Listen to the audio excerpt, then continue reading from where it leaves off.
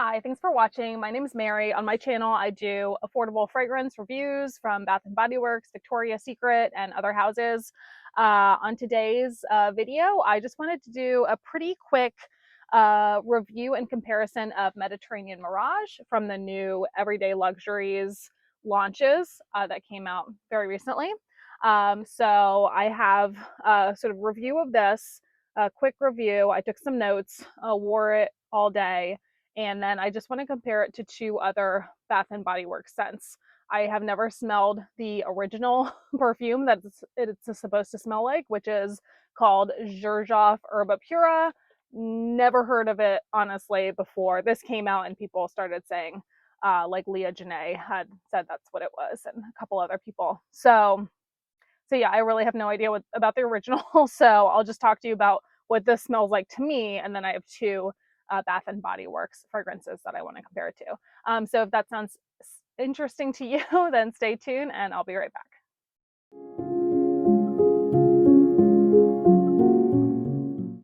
All right, so first of all, I just want to say that this is one of the most beautiful colored bottles I've ever seen from the Everyday Luxuries.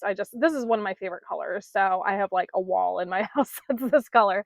So now the name Mediterranean Mirage would lead me to believe that this would be a really aquatic scent, kind of like um, Aqua Hour and whatever the other blue one was from Everyday Luxuries, which I never really knew what those were supposed to be duping. I think they were probably duping some men's colognes.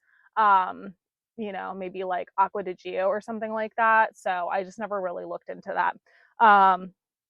But yeah, beautiful bottle. Now the notes are fresh bergamot, radiant amber, and smooth musks. So right away, if you're looking at those notes, you're probably realizing this isn't going to be like a light aquatic scent like you might have thought looking at the bottle and the name Mediterranean Mirage.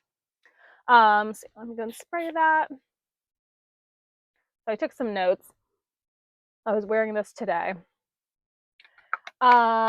So yeah, it starts off very citrusy. So you do get the bergamot opening. So very citrusy and bright, almost refreshing smelling, but not like a lemon cleaner type smell at all. Just a nice bright citrus. And that starts to develop pretty quickly into more of like a warm fruitiness with some soft florals into it. So I don't really know, I can't really pick out a specific fruit or a specific flower, but it's just kind of a general sort of nice, soft, fruity floral right after that bright citrus opening. Just a little bit of powderiness to it. As it dries down, it develops into an extremely musky fragrance. So it really isn't for the lighthearted when it comes to musks. I personally interpret musks as having a fuzzy quality to them. I don't know, that's just like the sensation I get from musks. So to me, it's this very fuzzy, enveloping, musky scent that takes over the scent um, as it gets towards the dry down, and it gets almost stronger as you wear it. So it, instead of getting weaker, it gets stronger. And towards the end, it almost has, I want to say, like a smoky quality to it.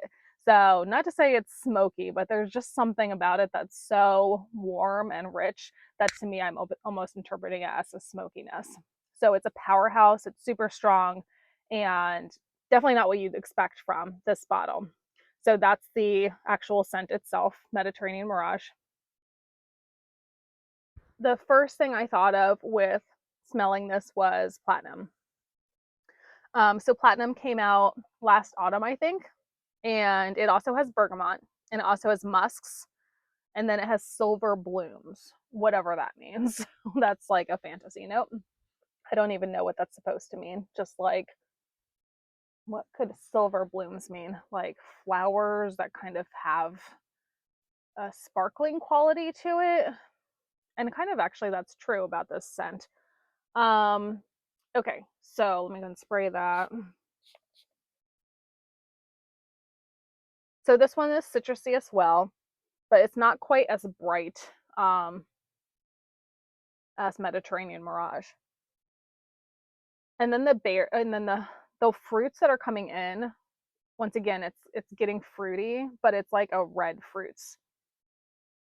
fruitiness, like maybe a little strawberry, and just, I don't know, just general red fruits. So it's very similar in that it starts citrusy and then it gets fruity. And I'm getting florals, but maybe more like jasmine or something like that, like a little bit of a stronger floral. And then let's see, what did I say here? And then it's a little bit more perfumey, I'd say. It definitely has kind of like, I don't know if it's the time of year it came out, but it's giving me more like holiday vibes. And it does seem to have almost like a sparkling quality to it in a way. And there's just a little bit of like spiciness to it as well. And then it just dries down to like a muskiness, and it's a very similar muskiness to um, Mediterranean Mirage, but it's just not as intense, and it's a little cooler. So this musk is very warm to me, and this musk is a little cooler. So yeah, they're very similar in the way they're structured. So starting with the citrus, getting to the fruity floralness, and then a very musky dry down. The dry down in Platinum is not nearly as strong as the dry down for Mediterranean Mirage. The second comparison is Ariel from the Disney Princess Collection, and it's Shantae Evie. I have to give her credit for mentioning this because I hadn't really thought of that, but it is a very similar scent in a lot of ways. So Ariel, the notes are sea salt breeze, golden citrus, and coral waters. And by the way, go watch Shantae Evie's video on the Everyday Luxuries. Um, so so yeah, these notes are like mostly fantasy notes. So sea salt breeze and coral waters, like those are just like made up notes. Like it doesn't actually tell you what it smells like. So let's give it a spray.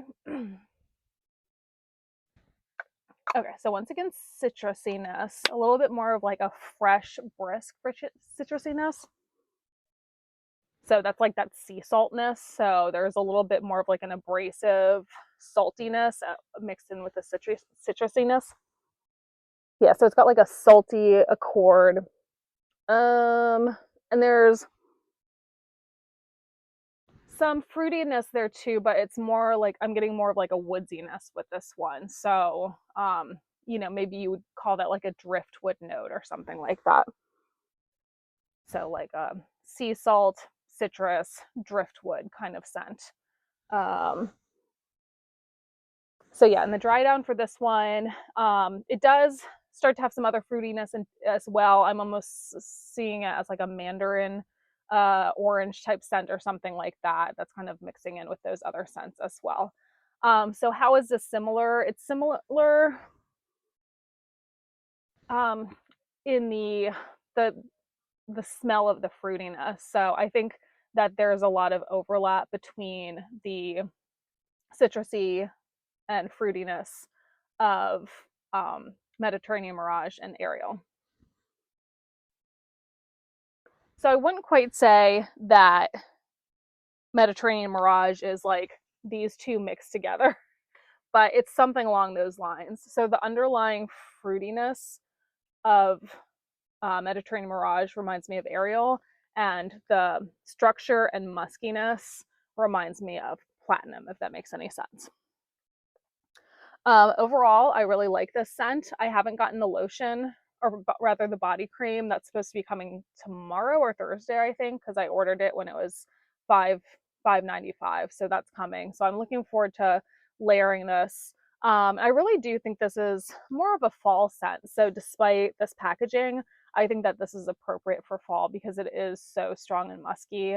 And I feel like in hot weather, it might be super overpowering, but that'd be really nice. And like not winter really, but maybe like fall or early spring would be the perfect time to wear this scent. So let me know what you think of this one. I think it's probably pretty polarizing. So maybe there's people who just can't stand this because it is so musky. But I think it's really interesting and really um, enjoyable. And just I enjoy that I can really smell it as I'm wearing it through the day as well. So yeah, thanks again for watching. Like and subscribe, and see you next time.